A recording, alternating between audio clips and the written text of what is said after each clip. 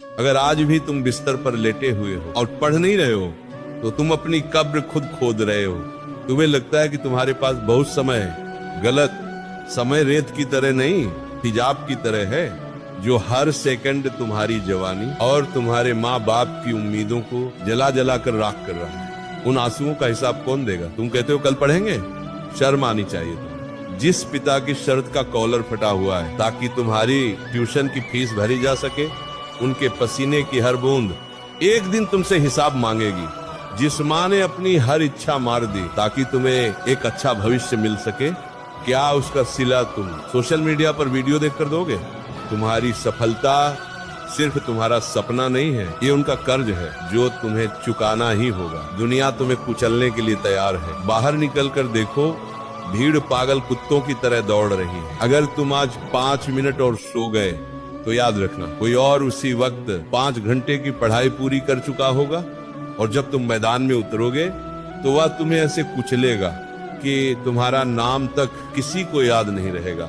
दुनिया कमजोरों पर दया नहीं करती, दुनिया सिर्फ विजेताओं के पैर चूमती है। तुम अपने मोबाइल के गुलाम हो, अपनी नींद के गुलाम हो, अपने आलस के गुलाम हो, और ख्वाब देखते हो राजा बनने के। राजा वह नहीं होता जिसके सिर पर ताज होता है, राजा वह होता है जिसका अपने मन पर राज होता है। अगर तुम अपनी उंगलियों को उस स्क्रीन से नहीं हटा सकते तो भूल जाओ कि तुम कभी किसी बड़ी कुर्सी पर बैठोगे। भीड़ का हिस्सा बनना आसान है, लेकिन भीड़ जिसके लिए तालियां बजाए वह बनने के लिए रातों की नींद और सुकून की बलि देनी पड़ती है।